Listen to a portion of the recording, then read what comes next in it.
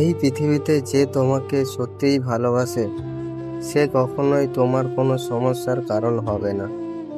পারলে সে দূরে সরে যাবে, কিন্তু কখনোই তোমার কষ্টের কারণ হয়ে দাঁড়াবে না।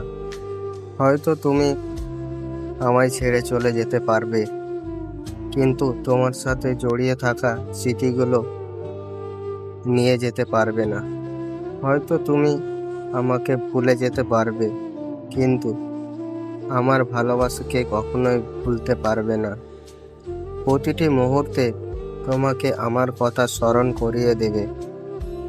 নীরবে চোখের জল ফেলতে হবে আমাদের নিঃস্বার্থ ভালোবাসার জন্য।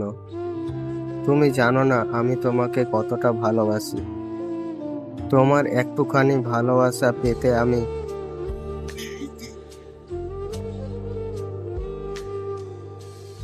পারি না, এমন কিছু নেই। তেমনি আমি মেনে নিতে পারি না তোমার দেওয়া একটুখানি অবহেলা। তুমি জানতেও পারবে না একটুখানি অবহেলা আর উদাসীনতা তোমাকে আমার কাছ থেকে কত যোজন দূরে সরিয়ে দিয়েছে আজ। তুমি হয়তো কাউকে পেয়ে সুখী, আমি হয়তো আজ তোমাকে না পেয়ে দুঃখী। কিন্তু আমার মাঝে ব্যবধান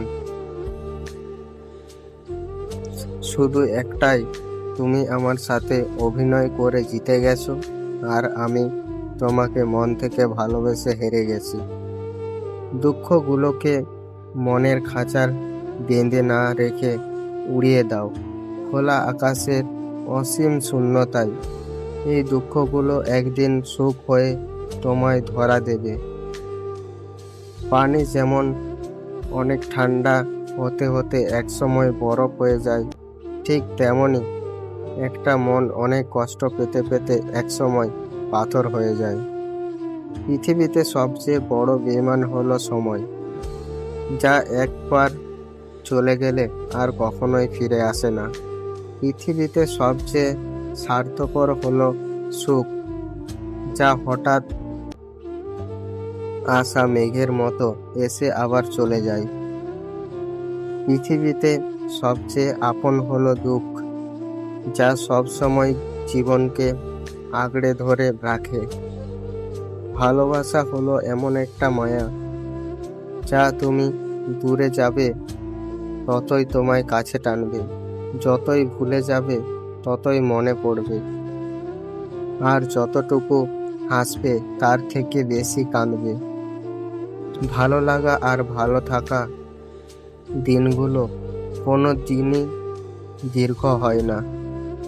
জীবন এমন একটা জায়গা এসে দাঁড় করিয়ে দেয়, ভালো লাগাটা ধরে রাখতে গেলে হারাতে হয় জীবনের বাস্তবতা, আর বাস্তবতা মেনে নিলে হারাতে হয় স্বপ্নগুলোকে।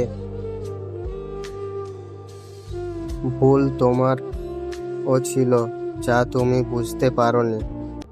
রাগ আমারও ছিল, কিন্তু আমি দেখাইনি। ভুলে যেতে আমিও পারতাম, কিন্তু আমি চেষ্টা করিনি। কারণ ভুলে যাওয়ার জন্য আমি তোমাকে ভালোবাসিনি।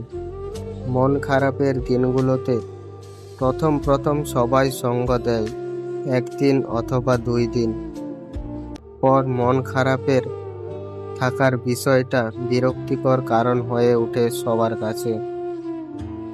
শুধু কেউ বোঝে না কি ভীষণ কষ্টে মন ভেঙে যায়, কি ভীষণ অভিমানে দূরে চলে যায় আপনজনদের কাছ থেকে।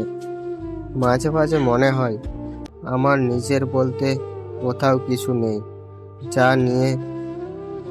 যাদের নিয়ে বেঁচে আছি তারা সব অন্য কারো। আমি শুধু বড় গাছের মতো বেঁচে আছি, অন্যরা এবং অন্যদের দয়া নিয়ে। আর এই অনুভূতিটা মেটাও